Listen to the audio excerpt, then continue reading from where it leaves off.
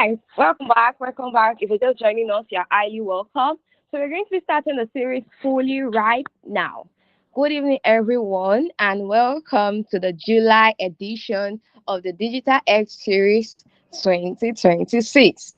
For those joining us for the very first time, the Digital X Series is a monthly webinar experience hosted every last Thursday of the month, where we bring together industry experts, innovators, and thought leaders to share valuable insights on navigating today's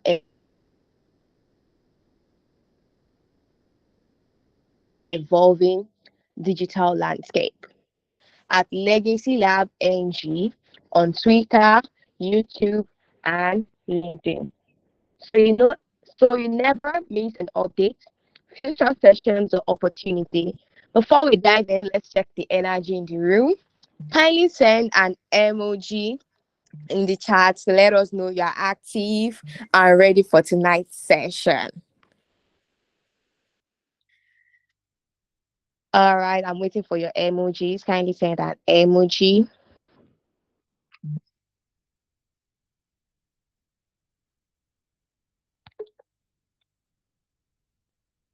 Eh, decline. All right, I can see we are very, very much active. As always, at Digital X series, we love to give our speakers a warm and energetic welcome. So, as I introduce our guest speaker, kindly flood the chat with emojis and reaction. On today's series, we have our guest speaker, and she goes by the name Dorcas Similoluwa Oluwaseyi. She is a crypto economic researcher and DeFi mentor. She belongs to the Organization of Women in DeFi and World Quant University. Tonight, she's going to be taking us on topic token engineering, designing the economics behind Web3. The highlight of today's series is to simply break down the different mechanics of the economic side of Web3 and understanding how the token ecosystem in Web3 works. You're highly welcome on board. Kindly take the floor. Thank you once again, Mommy. Thank you, and good evening to everybody. I appreciate you taking out your time to be here this evening, and that if by the end of this series, I will have been able to give you like the value for your time. So, without wasting any much time, okay, I'd like to apologize if you're hearing any background noise. I thought I would be able to get like a better space, but then yeah. So, without wasting any much time, I would like to get into what we are for today. Please, if it so happens that you can't hear me or you need to interrupt me for anything, please let me know. So, can I continue, Omawumi? Yes, you can. Omawumi, are you there? Okay, thank you very much. Yeah, okay, so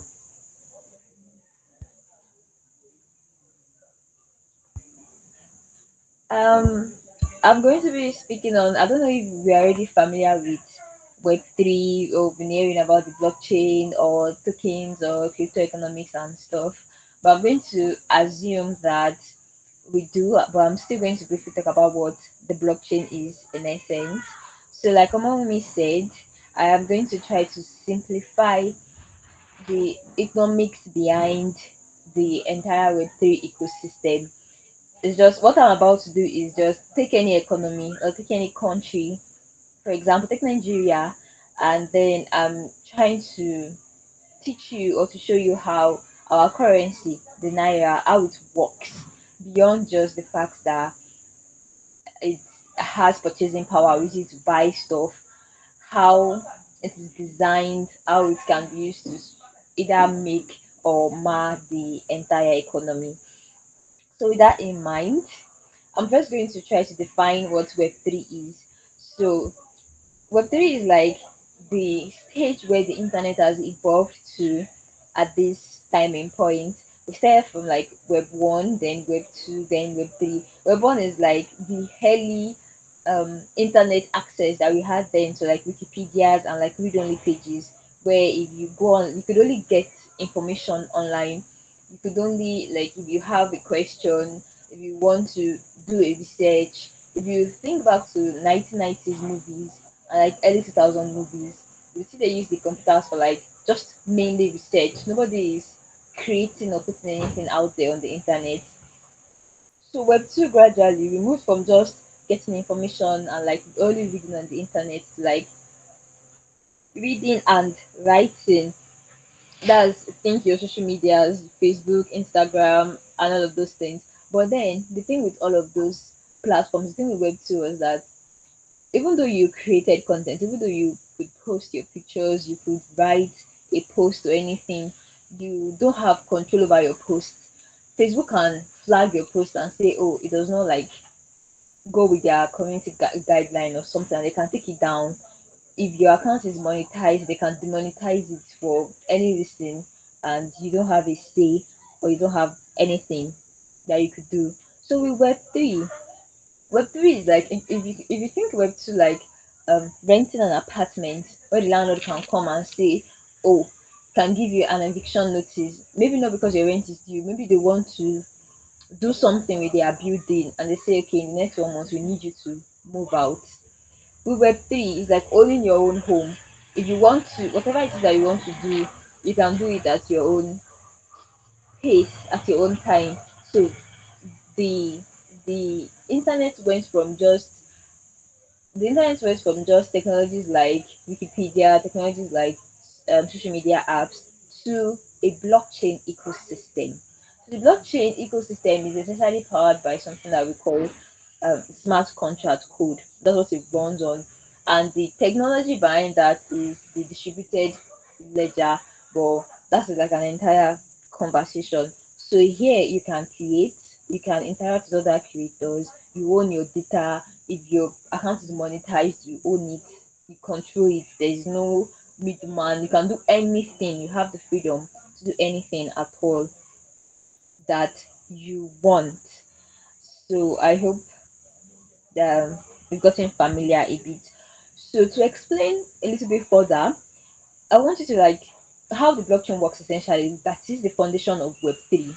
If you think about a notebook that everyone in class can write in, maybe if you enter, you have a classroom or like, yeah, let me use an analogy of a classroom.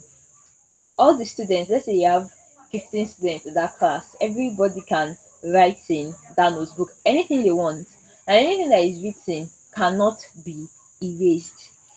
And everybody sees everything that is there. But then there's an added there's an added layer to that is whatever it is that anybody writes in it, although it belongs to you, nobody can claim that notebook. It belongs to the entire class, and nobody can say, oh, let's move this notebook from one place to another, because everybody has to agree. But with the blockchain, before you can like the blockchain is said to be immutable in the sense that it can't be changed, and then it's said to be transparent. That is, every activity there is seen. Is somebody trying to say something?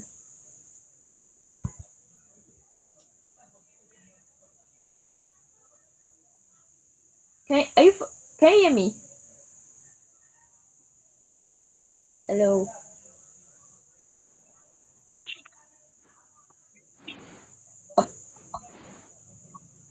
We Okay, can okay, hear you. okay. Thank you. Yeah. So, like I was saying, another property of the blockchain is that it is decentralized. Now, I said in the beginning that when you walk into the classroom, the notebook is there. It does not belong to one person. So just like that's how the blockchain is. It's not owned by one government. It's not owned by the company. Thousands of computers are running on it, and to verify a transaction, to verify something that happened on the blockchain, all of the nodes has to like verify it. I That's an entire thing. You could like if you're not very familiar with how the blockchain works, you can go ahead to like Google it to get like basic understanding of it. And w- the most important part of the blockchain is the fact that it is trustless, in the sense that you don't need to trust a bank, you don't need to trust the government. Like your social media, you have to put some level of trust into Instagram, or if you have an X account or like a LinkedIn account, you have to put some level of trust that okay, you will not build your account to this number of following and this number of like visibility, and something will not just happen to it. Maybe they take your account down or they flag your account or something like that. Nothing like that can happen on the blockchain. Whatever you do there is just there. So I'm going to briefly talk on why Web3 exists and why you should care at all if you are not very familiar with it, if you are not yet a user or anything. And I'm not saying you should go and be a user necessarily, but yeah, why this matters at all. The first problem is the blockchain can actually function at every level that is available in Web2 right now. And I'm thinking the medical sector, the financial sector, technological sector, the legal system, even like service industry, like service sectors. And when it comes to like payments and all of these things, the way it can work in the financial sector is like the bank problem. You if we start using, although we've gotten there to a point, or like to a degree, and I think the thing that most people use the blockchain for is going to be finances, and everybody's familiar with crypto this, crypto that. Cryptocurrencies are essentially the currency of Web3, the currencies of the blockchain. So another thing, another problem that the blockchain can see to solve is platform problems. Like I was talking about social media accounts. They are they are social apps. I think they call them socialify apps, where you can create the examples of blockchain apps that we have, and you can even get like paid for the content you create. Whatever content it is, could be video content, could be lifestyle influencing, could be educational videos, or anything at all. The other thing is the data problem, and then the access problem. It is accessible to, it's just there. It's just like blockchain is just existing there on the internet. Anybody and everybody can have like access to it. So without wasting any more time, I would move down to what exactly it is that I want to talk about today, and that is the economy behind this particular system, this particular ecosystem, Web3, the blockchain. So, what is token engineering? Token engineering is like, okay, I'm first going to define it, and then I'm going to give you an analogy that you could use to like better understand it.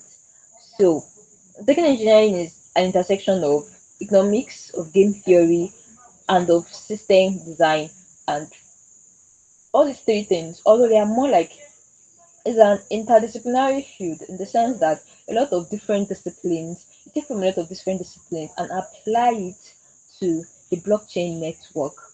It's not just, token engineering is beyond just like creating a token. It is designing the token, designing the rules that make people want to use that token, that make people want to hold the token, that make people want to like participate in that ecosystem. An example is, okay, we have the currency in Nigeria. If you say something like, okay, you know the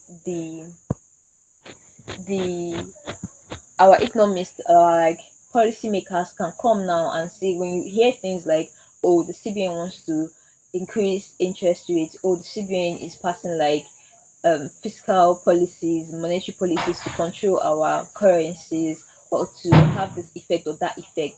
And that is designing the economy. So that is essentially what token engineering is about. But on the blockchain, designing, like putting down the rules and the regulations as to which people are going to like interact with the Web3 ecosystem, using the token that is being used as like a measure of like transaction, to hold value, to govern, and all of these things. So there are three important pillars to token engineering. The first one is the economics behind it, that is the incentives. When you think about incentive, you can think about what motivates people to act. And I would briefly talk about what, so that you can like have a better understanding. When you're on the blockchain, yeah, there are several things that you could be doing, but the major thing that Web3 focuses on is protocols. and different type of like chains, different type of decentralized protocols, whether it is decentralized finance, whether it is decentralized science, whatever it is. All of these protocols, or most of these protocols, usually have a token. That is, they have a currency. So if you want to interact, if you want to do anything on that protocol or on that ecosystem, you have to either have their token that you could use to like, whether it is that you want to hold the token, because people used to buy dollars, yeah, and then hold the dollar, whether it is mostly the United States dollars, because because the value will accrue, and then they will sell it in Nigerian currency to make more money. So something like that is done in the Web3 ecosystem, although it needs to be like more incentivizing than that. So people can purchase a token, a protocol's token, and then decide to hold it because there is value in that protocol. Maybe they are estimating that in the next 2 months, the next 3 months, it will go from maybe an equivalent of like $3 per one token to like maybe $6.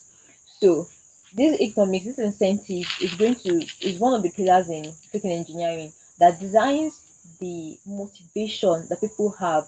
How can we design our ecosystem? How can we design our token that people would want to buy our tokens, that people would want to hold our tokens, that people would want to use our tokens on the blockchain? The second pillar is the game theory. This just like deals with strategic behavior. If we do this, if we build this incentive, the first one is incentive. If we structure this incentive like this, how will people react? Will they cooperate, or will it be a kind of incentive that would discourage them and then they will just stop using our protocol? Then the third one is system design, that is the mechanics behind it, the mechanisms behind this. How should we structure this incentive? Like, how best can we make this thing work? And then there can't be incentives without disincentives, which are called penalties essentially, because if you are going to be a participant of an economy or an ecosystem on the blockchain space, there are going to be behaviors that are going to be detrimental to the ecosystem if you carry them out. So the mechanism as a pillar in token engineering deals with how incentives are structured and what penalties are going to be introduced to the ecosystem. So, for better understanding, let me give another analogy. So, like, think about a token engineer, like, as a city planner. So, in Hado now, or in any city that you are in, the city has like a city planner, an official city planner. What they do is that, okay, maybe they say this infrastructure should be built here, or this infrastructure should be renovated, or this bridge needs repair, stuff and stuff like that. Now you see, they don't just think like, oh, we need infrastructure here, oh, we need this here. They look at strategic areas. They don't just go and build a filling station in front of a primary school, because then there's going to be like traffic jam when people are trying to drop their students off, their children off in school, and people are trying to buy petrol. They have to think strategically, where is the best place to locate this filling station that it will not affect these other things. So they would work on the traffic flow, they'll work on the zoning laws, they'll work on public transport, the parking fees, all of these things to ensure that that city is running smoothly. So that is essentially what a token engineer does. A token engineer designs economic rules so that a decentralized ecosystem or a decentralized network or something like that can function very well, can function on its own, because it's just going to be coded into like the smart contract and then left to function on its own. Nobody is going to be monitoring constantly. Although, yeah, they can have routine check-ins to see that the system has not like gone against itself or anything like that. But like that's like advanced token engineering, not what we are talking about here.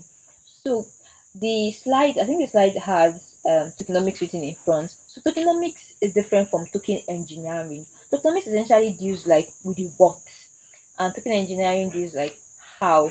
So tokenomics deals with the what in the sense that, okay, we have a decentralized ecosystem on our blockchain, decentralized protocol.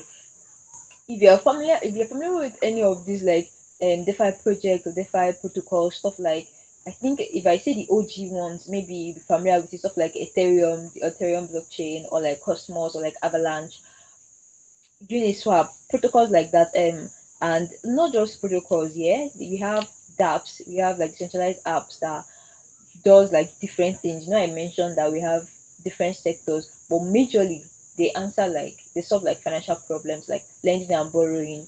If you're familiar with Uniswap, Aave, Compound, MakerDAO, and all of those ones. So what economics does, I digress a little bit there. So what economics does is that it hacks the why, then the what.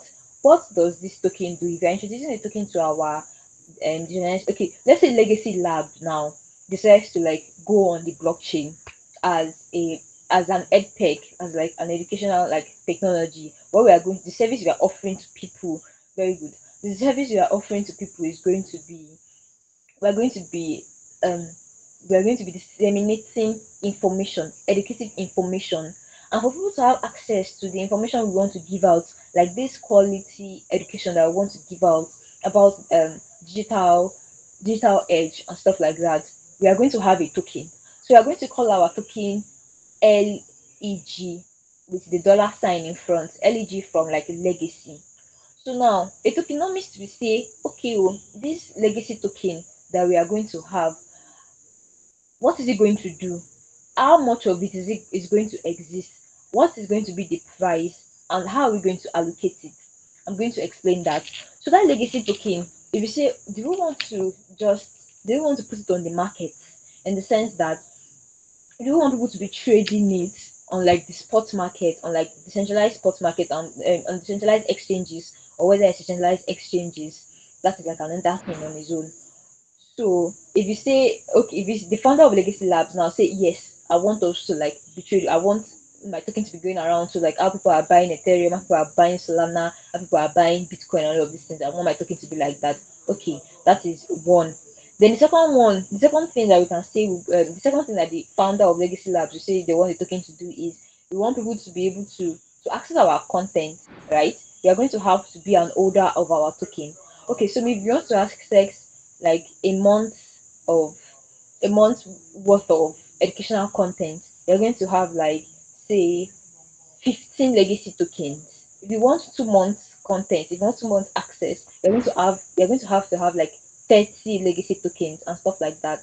That is another thing that you want the token to do.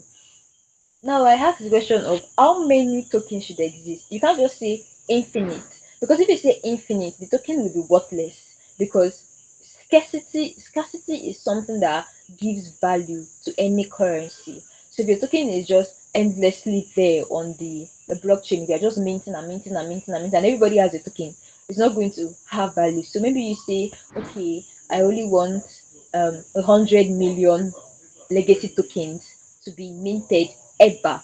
Like some tokens used to have like cap. Maybe they are just going to the total supply of the token on the blockchain ecosystem is just going to be maybe 25 million, or like some go as far as like 1 billion worth of the tokens. So whatever style it is that you want your ecosystem to have, that's how you are going to design your token in that sense.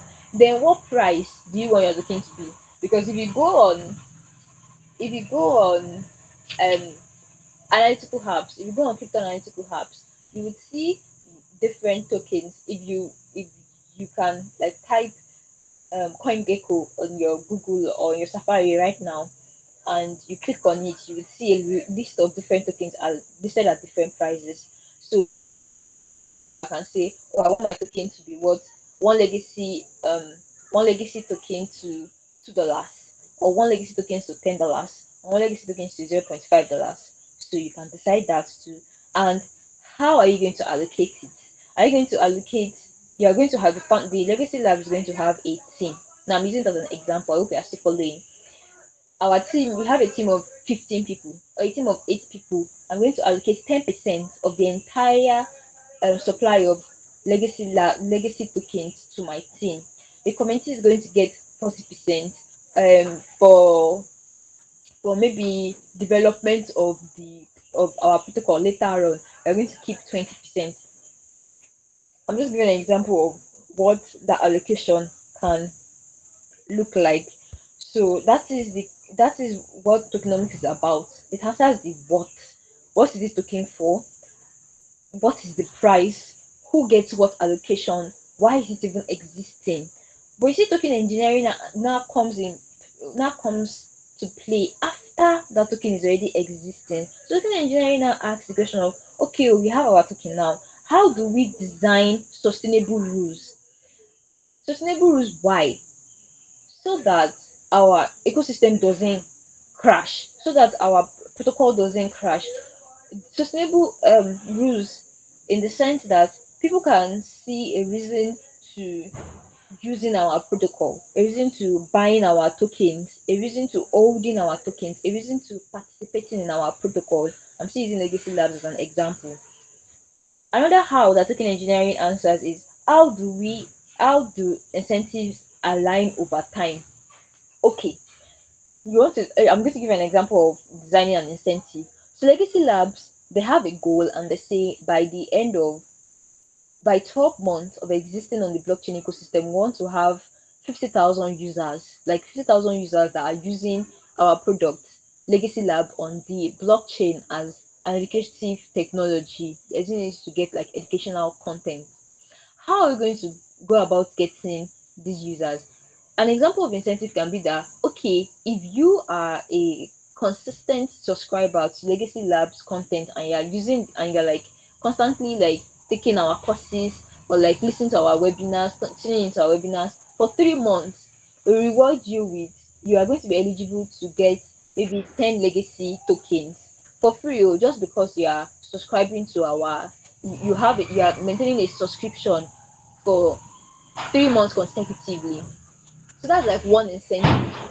Now you can go ahead, you can go a step further to design disincentives. A disincentive would be something like, okay, if you're already a user of our content, if you're using a user of our content and you decide to like unsubscribe, or maybe okay, you might not have a lot of stake, right? But then there's another layer to token ecosystems. I think I mentioned earlier that, I don't think I mentioned Sha, but you could also become a voter of how things goes. So I'll give a brief example because of time. Legacy Labs, our about the example we are using, Legacy Labs they are going to be introducing one new one new aspect to, maybe let's say they're going to be okay. Let's say they are going to be bringing on new speakers or like new teachers every 3 weeks. Now, as users of the platform, you get to vote which teacher or which speaker or which educator you want Legacy Labs team to bring onto the platform to make an educational content that you have access to. So before you can vote, yeah, before you can say, oh, bring on this educator, or bring on this speaker, or bring on this professional, you have to be holding this amount of Legacy Labs token. And to vote, maybe you're going to use like 5 tokens to vote and something like that. So that is also, and that's actually an incentive. Like if you are a holder of our tokens, you get to vote who you want us to bring on to put educational content out there for you. Now, I was trying to give an example of a disincentive. Now, if you're already a voter, yeah, that means you're already an holder. That means you're already a consumer of Legacy Labs products on the blockchain.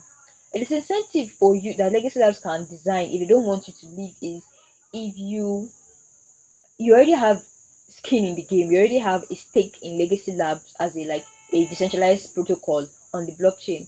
If you say you want to leave, maybe maybe you are going to have like an existing allocation you're going to have existing allocation in Legacy Labs. I mentioned earlier that maybe they would give 40% to the community. So if you want to discontinue the product, that is the product that Legacy Labs like is offering, you would not get, maybe you would get only 75% of the tokens that you're holding, and not the entire this thing, not the entire 100% of your tokens that you have a stake in Legacy Labs. So that's one disincentive. So if you want to leave Legacy Labs, you will wait. Should I leave? Should I not leave? I mean, are they giving good content? Are they not giving good content? Is it worth it? So stuff like that. So another how that token engineering answers is, how do we prevent economic attacks? Because just like cyber attacks, just like internet attacks, just like internet frauds, it also exists on the Web3 ecosystem. Protocols get hacked, money gets wiped out from wallets and all of these things. So how do we design our ecosystem to be foolproof? Then another how that token engineering gives answer to is, how does the system evolve and how does it adapt over time? So I hope everyone is still following.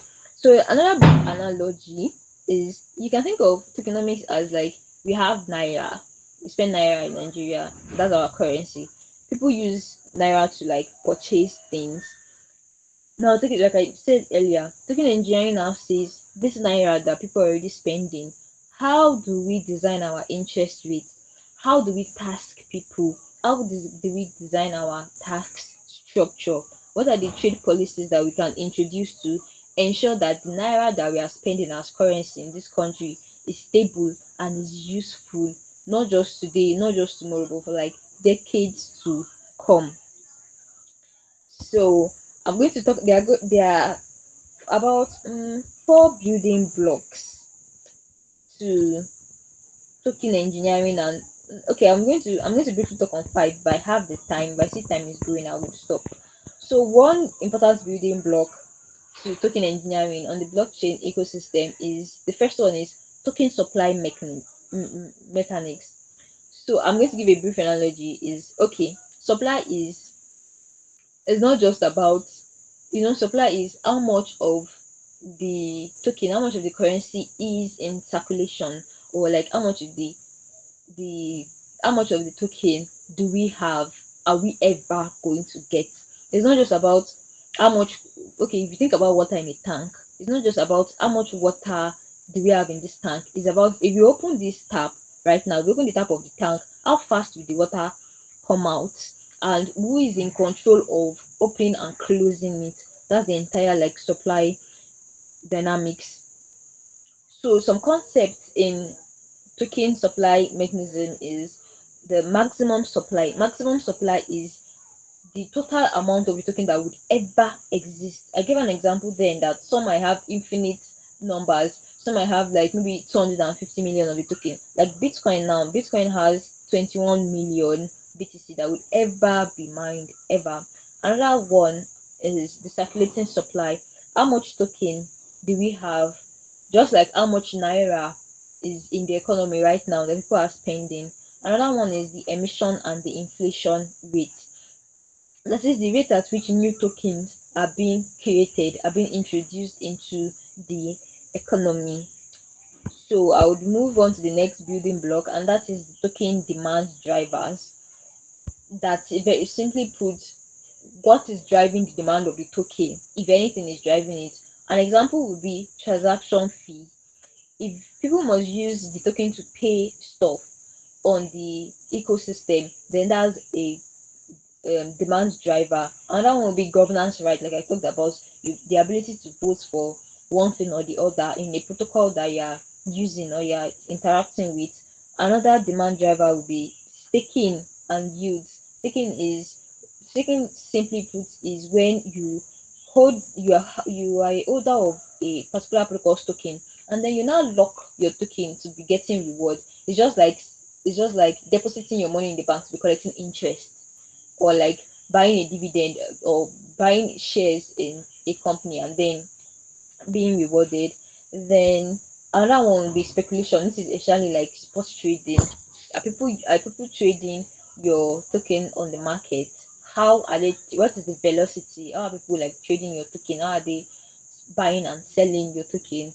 So that is another demand driver. Moving on quickly, another building block, the third building block would be incentive alignment. It is essentially trying to get strangers, agents of a protocol, to trust one another. So we have major stakeholders in any protocol. The first one will be the users, the people that are interacting, like back to Legacy Lab, the users of Legacy Lab, people that are using Legacy Lab as a product on the blockchain ecosystem. Another one will be validators and miners. That is another different thing. Then investors in the sense that did anybody are people like buying the token, buying into your token, buying into your protocol and holding it because they believe that the value will go up and then they will make money from it. And then the last very important stakeholder in any protocol will be developers. Now let me quickly use Legacy Lab as an example again. A developer on Legacy Lab will look like someone that, okay, maybe Legacy Lab is not just a an app, right? Let's say Legacy Lab becomes a chain on the in Web3, or they become a blockchain themselves. Now, some people might want to come and build on Legacy Lab.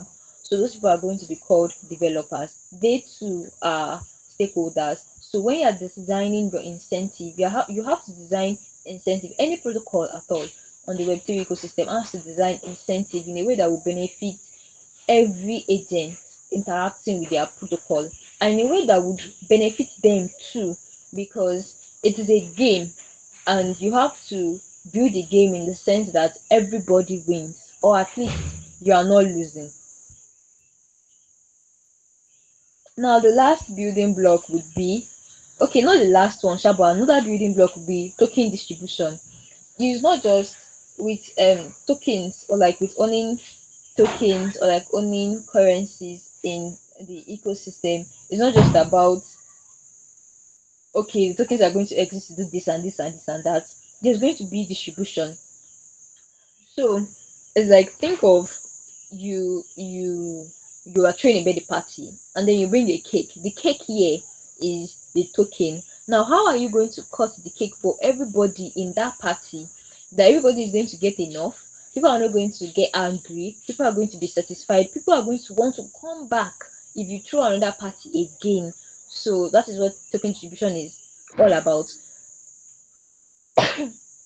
So there are different methods to like token distribution. You have to, and when you're going to launch your token, because it's something, when you, if you're going to introduce a token to your protocol, there is something that is called token launching. So you have to have a fair launch. Then you have to remember your team when you're allocating your token. This is something that this token distribution is like an entire thing on its own that you can like deep dive into to have like better insight on how the economic aspect in Web3 works. So your allocation has to be fair and has to be, I'll use the word reasonable. You can't allocate 80% of your supply to your team. It wouldn't make sense. There are different areas that you need to allocate your tokens to. You need to allocate to the community, you need to allocate to treasury, you need to allocate for future development and stuff like that.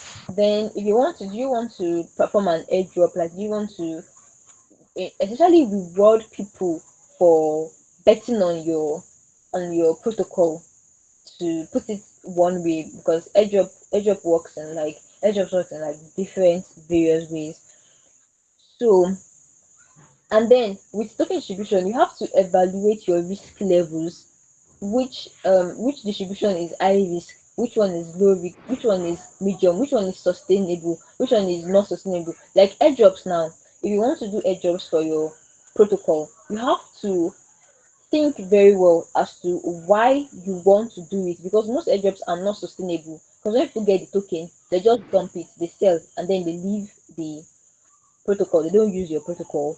So the last building block that I will speak on is going to be governance and availability. Although that one is like a bit more advanced, but I'll just mention it in case you come across it. I won't dive into it so you won't get confused. So I'm going to quickly use an example, like a real example that I believe everybody will be familiar with, and that's going to be Bitcoin.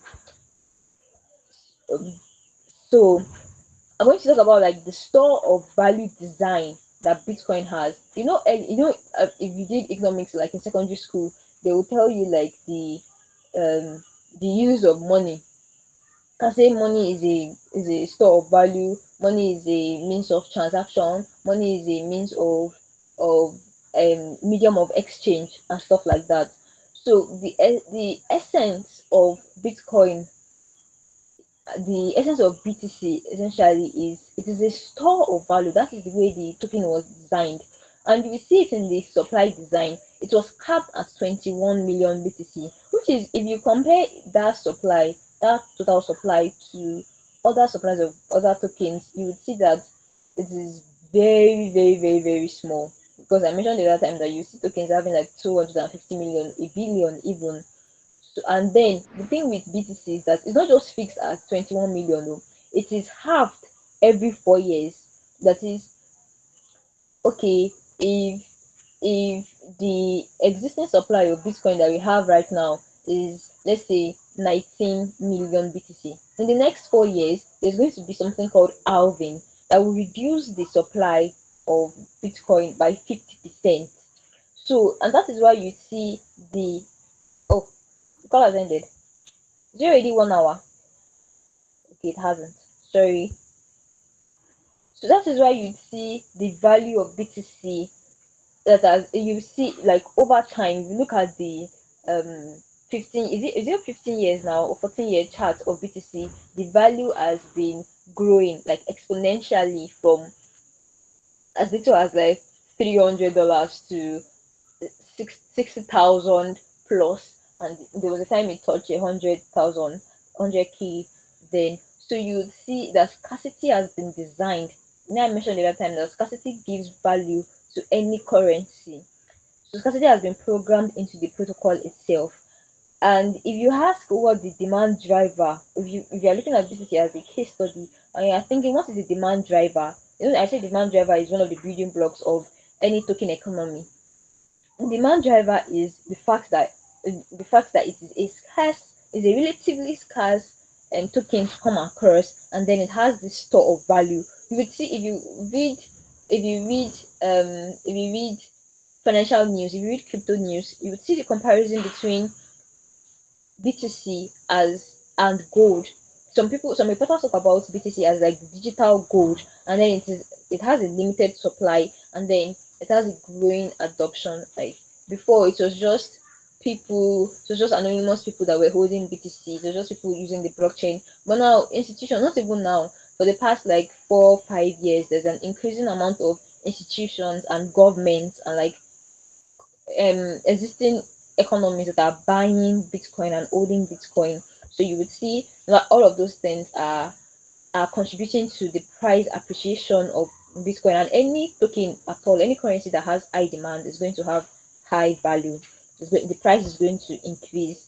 Then another thing to look at in Bitcoin as a case study would be the incentive model. Bitcoin is mined, right? No, some tokens are just minted on the blockchain, but Bitcoin is mined, and you can go ahead and like um get an understanding as to how that happens. But you see, the miners of BTC, they earn for mining Bitcoin, and Bitcoin is not just mined to be supplied; it is also securing the network. So, like, the energy that they are spending is making the the BTC ecosystem to be more secure, to be more safe against, when I talked about hacks. Sorry, when I talk about hacks and like um and like, what's this word? Oh, it has slipped my mind. Yeah, when I talk about hacks, then the thing with that particular incentive model of the Bitcoin is, the more energy you spend, right, as a miner, the more difficult it is for the network to be attacked. You see, the network is going to be subject to a flash. This word keeps keeping in my mind. It's not going to be subject to attacks or subject to any financial acts or stuff like that. Then another thing with the blockchain, with BTC, with Bitcoin, is that there is no on-chain governance. The only thing is that it requires social consensus, and like, consensus is another topic to is another thing to understand how the blockchain ecosystem works, and that's another thing that you could like go ahead and look at and like to get an understanding. So this consensus happens between developers and miners and node operators. Although it takes time, but then it is like very foolproof. Like, it does work. I have a couple other case studies that I could give to deepen the understanding, but then we're out of time. So we cannot talk about what a token is, how a token can be designed, and not talk about the downsides, or how to spot a bad token. So I'll quickly run through three things on how to spot a bad token. When you see a protocol that has a token and the token does not have any utility, like it does not have any use case. You know, I said the other time that when I was using the example of Legacy Labs is they have a token because they want people to interact with the protocol, to like subscribe to the content that they are putting out there. So that is a use case. So a red flag of any token design is that there is no utility. Another thing is that you would see that the token itself is unsustainable. There's no clear revenue source. There is really no investors to look at. So there's another red flag. Another red flag would be concentrated supply. Like if you see that the entire supply of that token is in the wallet of maybe the founder or the team, that is a red flag. It's not even a protocol you should interact with at all. And then there are many other red flags, but those are things that you can deep dive in your free time, or if you had like a lot of time, but we don't. So it's almost 8 p.m. I would round up with saying Web3 is not just another technology. It's something that it has been around for a while and is actually, not to sound cliche, but it's something that is like here to stay. And in the next 10 to 15, 20 years, a a lot more protocols are going to, a lot of things that we are doing right now in Web2 space, like, I mean, when I say Web2 space, I mean like as we're existing right now, are going to be replicated on the Web3 ecosystem and are going to be like in use on the Web3 ecosystem. And when this is happening, there's going to be need for token engineers, for token economists, because for protocols to exist on the blockchain, there's going to be a means of, there's going to be a need of currencies or like tokens, all of those things. And tokens and currencies cannot exist without people designing them. So I would end there and ask if there are any questions, or if there's anything that wasn't clear and you need me to like enlighten you on. I also have the slides. I guess I should have shared my screen when I was actually teaching. But if there's a way I could share it and then it could be shared to everyone. All right. Thank you very much, Dorcas. That was a very, very interesting session. For those that are just joining us, or you attended late or you kind of missed out along the line, you can actually rewatch this series on YouTube at Legacy Lab NG. And also you can follow us on all of our social media platforms to get updates on the upcoming events. Thank you once again, Dorcas Similoluwa. It was a very nice session this evening. Have a wonderful Thank night you. rest, everyone. And you can also check her out on LinkedIn and Twitter. Yes, if I'm correct. Yeah, you can still reach out to Yes, her only on our social media handles. On LinkedIn at Dorcas Similoluwa Oluwaseyi, and on Twitter, I guess, at Shefoni Sheyi. So you can reach out to her to get much more enlightenment about today's session. And if you need the slide, she will also send it to us. We can also share it with you after today's series. Have a wonderful night rest, everyone. See ya all next last Thursday of the month, which is last Thursday of August. Have a wonderful night rest.